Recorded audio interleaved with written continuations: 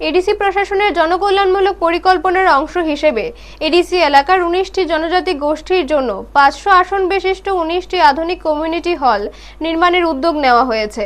প্রকল্পটি বাস্তবায়িত হলে সামাজিক, সাংস্কৃতিক ও পারিবারিক অনুষ্ঠান আয়োজনের জন্য স্থায়ী ও আধুনিক পরিকাঠামো গড়ে উঠবে।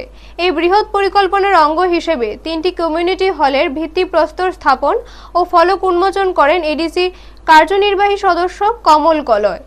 একটি নির্মিত হবে গর্জি নাতিনটিলা গরু মাঠে, অপরটি গর্জি নোয়াতিয়া হদা মাঠে এবং আরেকটি বুড়াঘাট মুরাসিং পাড়ায়। প্রতিটি কমিউনিটি হল হবে 500 আসন বিশিষ্ট। এই 3টি আধুনিক কমিউনিটি হল নির্মাণে প্রায় 12 কোটি টাকা ব্যয় ধরা হয়েছে বলে জানানো হয়।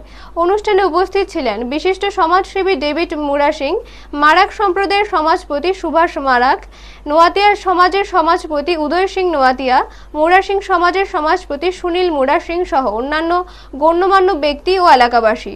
উদ্বোধনী অনুষ্ঠানকে ঘিরে এলাকায় ব্যাপক উৎসাহ ও উদ্দীপনা লক্ষ্য করা যায়।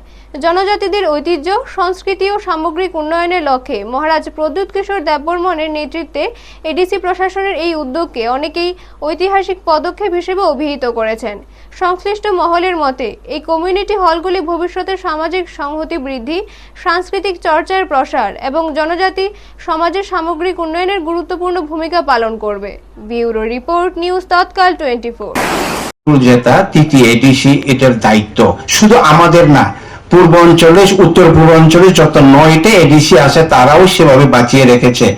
এখানে জয়ন্তিয়া, গারো আর খাসি, মেঘালয়ে ডিমা হাসাও, বড়ো, তাদেরকে এভাবে বাঁচিয়ে রেখেছে। মিজোরামে চাকমা কাউন্সিল আছে, ওইখানে লাই মারা কাউন্সিল আছে। আমাদের এখানে একটা কাউন্সিল আমরা চেষ্টা করছি, এই যে আমাদের কাস্টমারি ল আমরা অলরেডি রাজ্য সরকারকে পাঠিয়েছি, ওনারা জানি না এখনো শুধুমাত্র একটা কাস্টমারি ল পাস করেছে, সেটা জমাতিয়া, বাকি কারোর পাস করেনি।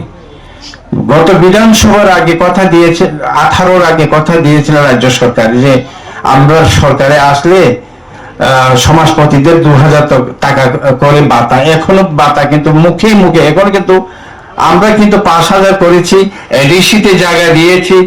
আমরা এখন এই কি বলে কমিউনিটি হল দিচ্ছি,